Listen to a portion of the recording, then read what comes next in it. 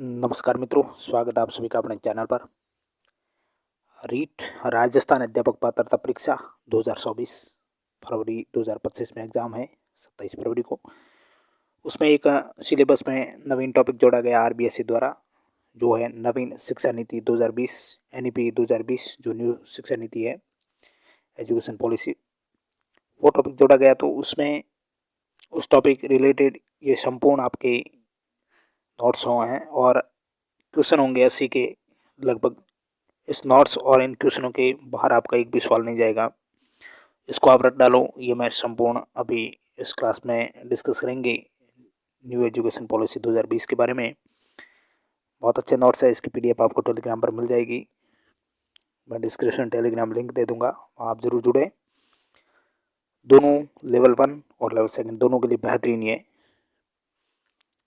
तैयार किया गया टॉपिक है, इसको आप एंड तक जरूर देखिएगा। नवीन शिक्षा नीति 2020 एनईपी 2020। सबसे पहले 1968 में प्रथम शिक्षा नीति आई देश में, और फिर 1986 में राजीव गांधी सरकार ने इसको लागू की। 1992 में यहाँ से सवाल बन रहा है, प्लान ऑफ एक्शन आया था पीओए 1992 में। इसमें 3 शब्द जोड़े थे, प्रासंगिकता, गुणवत्ता, लचीलापन। बेहतरीन ये सवाल बना था, रीट में बन चुका सवाल। प्लान ऑफ एक्शन कब आया? 1992 में। फिर एनसीएफ 2005 आई, नेशनल करिकुलम फ्रेमवर्क, जो यशपाल कमेटी की सिफारिश से जोड़ा गया। एनसीएफ 2005 यशपाल कमेटी की सिफारिश से जोड़ा गया, ये एक सवाल बनता है। फिर आरटीई 2009 आया, निःशुल्क अनिवार्य बाल शिक्षा का अधिकार अधिनियम, जो कि राजस्थान में कब लागू हुआ? 1 अप्रैल 2010 को आरटीई 2009 अपने देश में लागू हुआ, और राजस्थान में ये 2011 में आरटीई अधिनियम बना था राजस्थान का। एनईपी 2020 सतत विकास लक्ष्य यानी सस्टेनेबल डेवलपमेंट गोल्स सीडीजी 4 को प्राप्त करने के लिए ये नई शिक्षा नीति का जन्म हुआ है। इसमें 2 समितियों का गठन किया गया। कितनी? 2 समितियां बनी। पहली समिति बनी थी टीएसआर सुब्रमण्यम समिति, तो 2015 में बनी।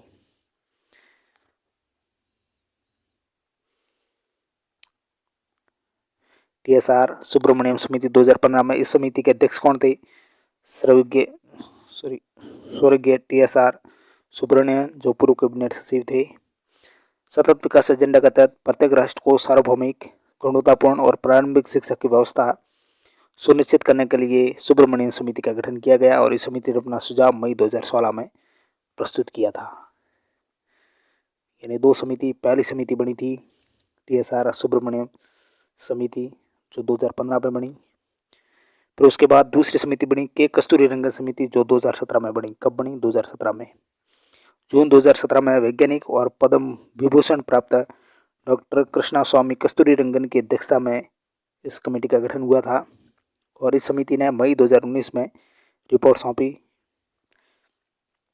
केंद्रीय मानव संसाधन विकास मंत्री, जो रमेश पोखरियाल निशंक, और सूचना संसाधन मंत्री, जो प्रकाश जावड़ेकर थे, उन्होंने बुधवार के दिन यानी 29 जुलाई 2020 को नवीन शिक्षा नीति 2020 है वो जारी की थी। अब एनईपी जो 2020 है वो बालक को केंद्र में रखती है। हर एक शिक्षा नीति बालक को केंद्र में रखेगी। सीखने में नवीन परिस्थिति के अनुसार परिवर्तनों पर बल देती है। ये जिज्ञासा, खेल, अनुभव, समस्या समाधान और समाज को सिखाने में महत्वपूर्ण ये मानती है। इस शिक्षा नीति को 27 अध्याय हैं और 4 भाग, जिसमें स्कूली शिक्षा है, उच्च शिक्षा है, केंद्रीय विचारणीय मुद्दे हैं और क्रियान्वित मुद्दे, इसमें इसको बांटा गया है। यानी नवीन शिक्षा नीति 2020 में अध्याय कितने हैं? 27 अध्याय हैं। Very very important. और भाग कितने हैं इसके? 4 भाग है। कौन कौन से? स्कूली शिक्षा है, उच्च शिक्षा है, केंद्रीय विचारणीय मुद्दे और क्रियान्वित मुद्दे। फिर इस शिक्षा नीति के 5 आधारभूत स्तंभ है। कितने स्तंभ है? 5 आधारभूत स्तंभ। कौन कौन से? पहुंच यानी एक्सेस, सामान्य इक्वालिटी, गुणवत्ता क्वालिटी, वहनीयता या किफायती अफोर्डेबिलिटी, और जवाबदेही अकाउंटेबिलिटी। एनईपी 2020 के लक्ष्य क्या है? Very very important. ये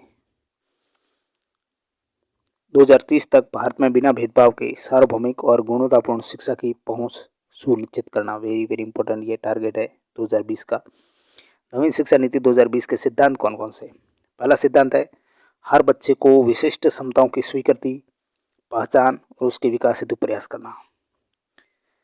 और दूसरा सिद्धांत है बुनियादी साक्षरता और संख्या ज्ञान को सर्वाधिक प्राथमिकता देना। Very very important. बुनियादी साक्षरता और संख्या ज्ञान को सर्वाधिक प्राथमिकता देना।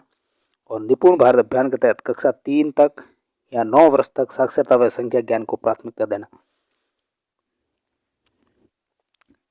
इसका एक और सिद्धांत है लचीलापन। विद्यार्थी को रुचि और योग्यताओं के अनुसार विषय है वो चुनने की स्वतंत्रता हो।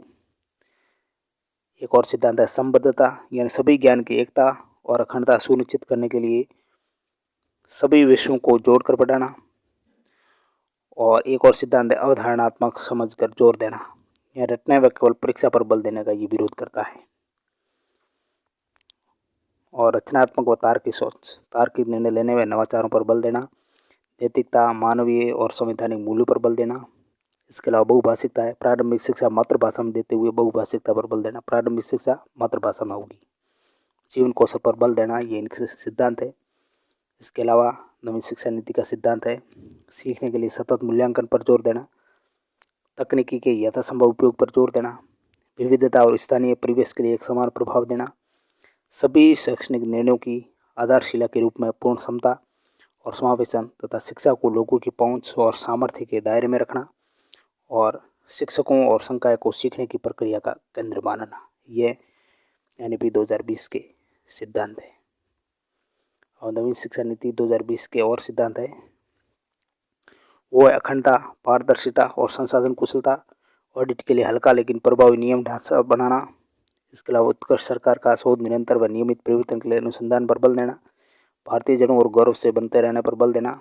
शिक्षा एक सार्वजनिक सेवा है, लेकिन इसके बावजूद निजी व परोपकारी प्रयासों को शामिल करने का प्रयास किया गया है। तो ये सिद्धांत है। वेरी इंपॉर्टेंट ये फैक्ट है। नवीन शिक्षा नीति 2020 में कुल 4 भाग और 27 अध्याय है वो शामिल है। Very very important. अब अध्याय 1 कौन सा है? अध्याय 1 जुड़ा है प्रारंभिक बाल्यावस्था, देखभाल और शिक्षा से, यानी early childhood care and education, ECCE। पहला अध्याय है ECCE से जुड़ा। प्रारंभिक बाल्यावस्था में देखभाल और शिक्षा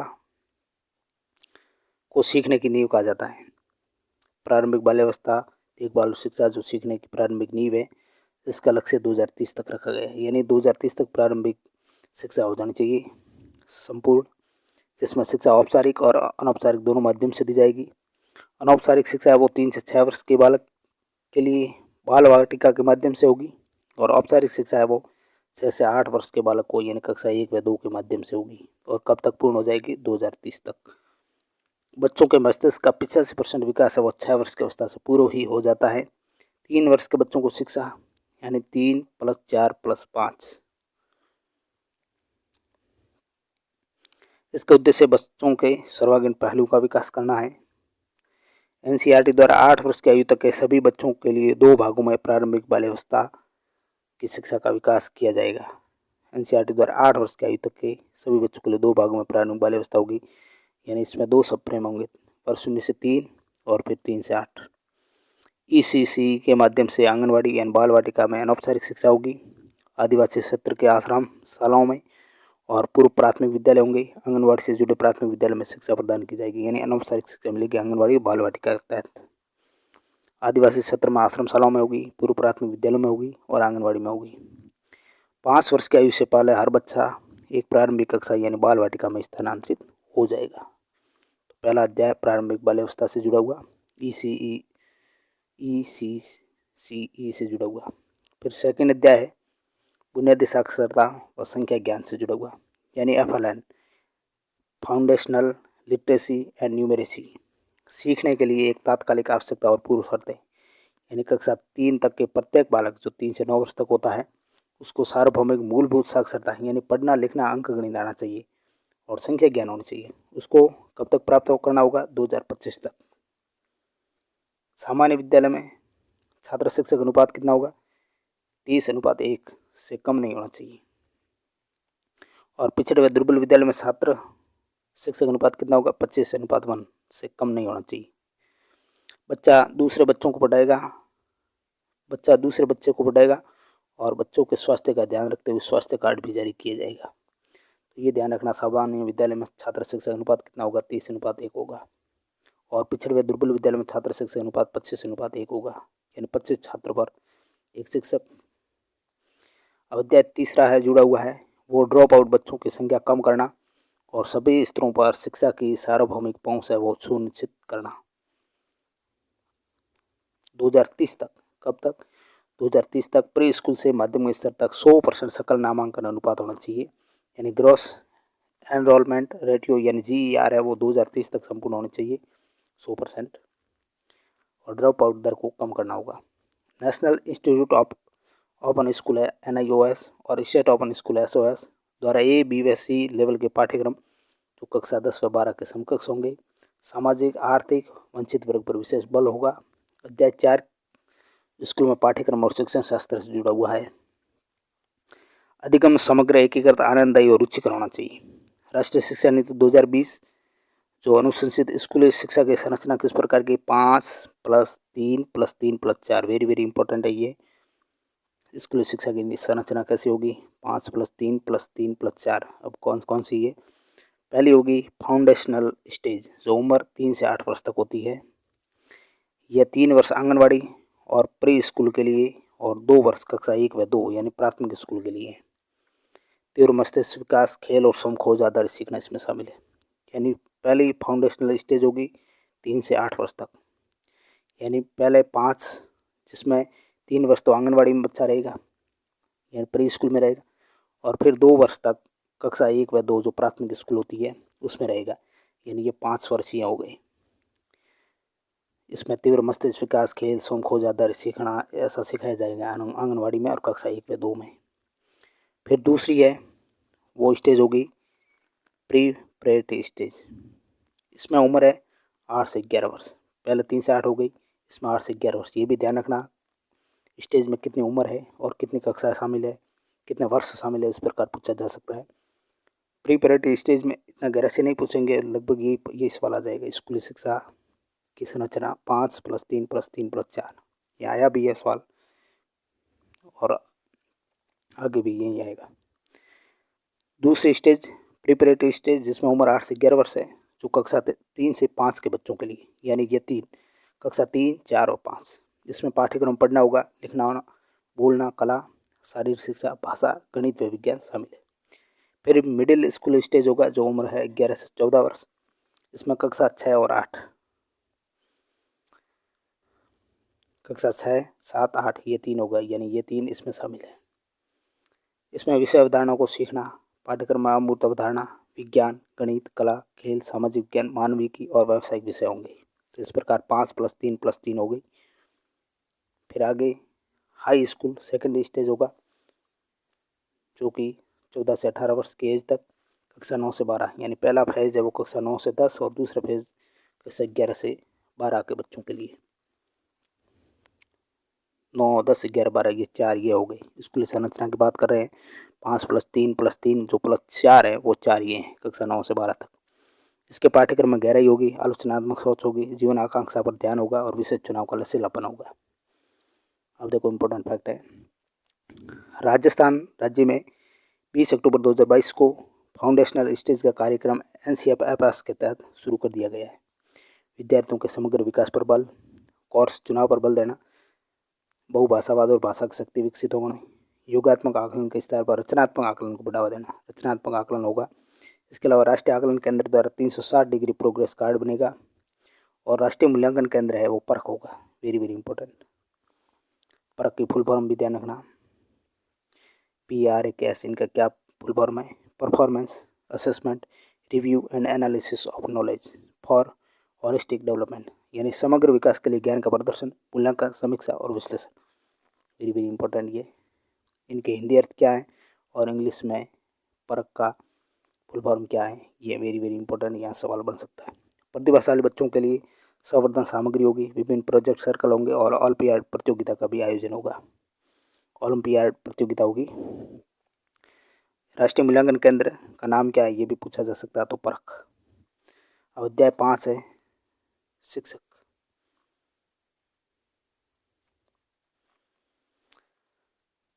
वर्ष 2030 तक शिक्षण के लिए न्यूनतम योग्यता 4 वर्ष एकीकृत बीए डिग्री होगी।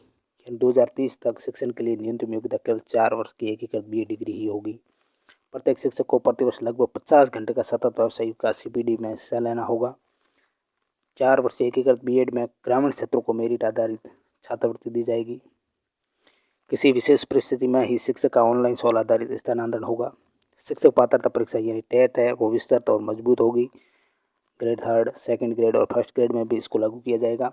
इसके अलावा साक्षात्कार व कक्षा में पढ़ने का प्रदर्शन और स्थानीय भाषा के ज्ञान का भी आकलन होगा।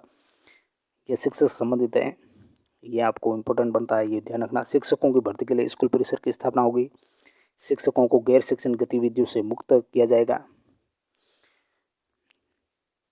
इसके अलावा जैसे चुनाव में ड्यूटी लगाना, इस प्रकार जो गैर शिक्षण गतिविधि उनसे मुक्त होंगे। शिक्षक अपने तरीके से पढ़ा भी सकेगा।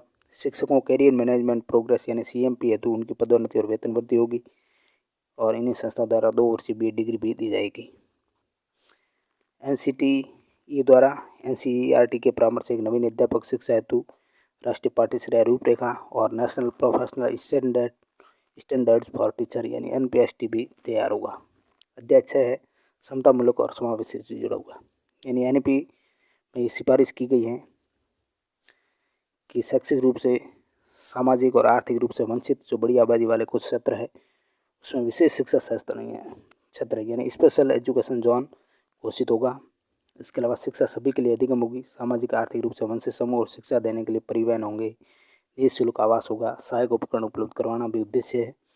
और केंद्र सरकार सभी लड़कियों और जो ट्रांसजेंडर छात्र हैं उनको गुणवत्तापूर्ण शिक्षा सुनिश्चित करने हेतु जेंडर समावेशी निधि का गठन करेगी। अध्याय 7 है जो स्कूल परिसर की स्थापना करता है। राज्य व केंद्र शासित प्रदेशों की सरकारों के द्वारा 2025 तक स्कूलों के समूह बनेंगे। स्कूल परिसर बनाकर 5 से 10 किलोमीटर के दायरे में एक माध्यमिक विद्यालय होगा। 5 से 10 किलोमीटर के दायरे में माध्यमिक विद्यालय होगा, जिसमें आसपास के सभी जो छोटे विद्यालय उसमें आंगनबाड़ी केंद्र भी शामिल होंगे।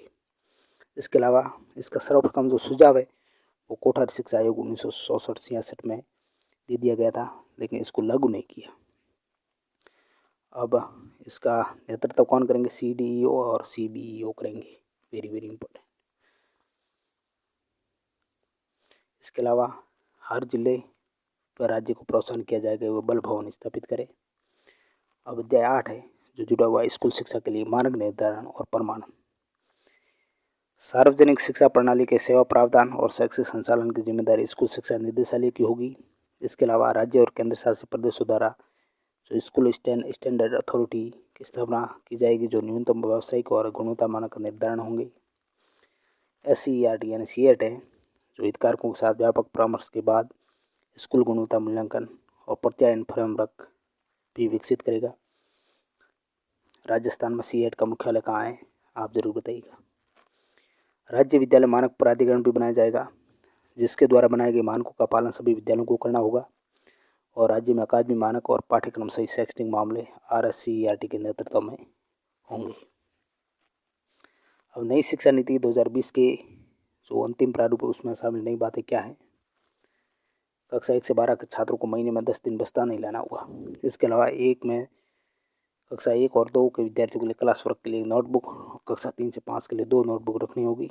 नवीन शिक्षा नीति 2020 को लागू करने वाला पहला राज्य कर्नाटक और दूसरा राज्य MP Madhya Pradesh. Very very important है। पहला राज्य कौन सा? कर्नाटक, दूसरा मध्य प्रदेश। NEP 2020 के सुझावों पर राज्य की वर्तमान स्थिति क्या है? NEP 2020 के सुझाव पर राज्य की वर्तमान स्थिति में SCF यानी स्टेट करिकुलम फ्रेमवर्क का विकास, जो RCERT यानी जो CET है उदयपुर है उसके द्वारा 4 SCF इनके विकास हेतु राज्य के 7 डाइट्स यानी अलवर, भरतपुर, जोधपुर, बीकानेर, राजसमंद, टोंक और कोटा को PLC के लिए प्राधिकृत किया गया है। इसके अलावा इन 4 प्रकार के SCF हेतु राजस्थान सरकार द्वारा 3 स्टीयरिंग कमेटी का भी गठन किया है, जिसमें प्रथम SCF ECCE तथा SCF SE के लिए संयुक्त कमेटी, फिर SCFTE की और फिर SCFAE की। यहाँ सवाल नहीं बनेंगे। फिर स्कूली शिक्षा से पहले बच्चों को तैयार करने हेतु RCERT द्वारा स्कूल रेडनेस कार्यक्रम होगा और ये छोटे मोटे यहाँ सवाल नहीं बनेंगे। इसके अलावा एक बाल विकास सेवा होगी ICDS। इसके तहत 3 से 4 वर्ष के किलकारी, 4 से 5 वर्ष के लिए उमंग और 5 से 6 वर्ष के लिए तरंग नामक वर्कबुक बनाई गई है। वेरी वेरी इंपॉर्टेंट ये। राष्ट्रीय शिक्षा नीति 2020 के परिप्रेक्ष्य में RCIT की क्या भूमिका, लीडरशिप है। इसके अलावा स्कोप है और चेंज मैनेजमेंट प्रोसेस।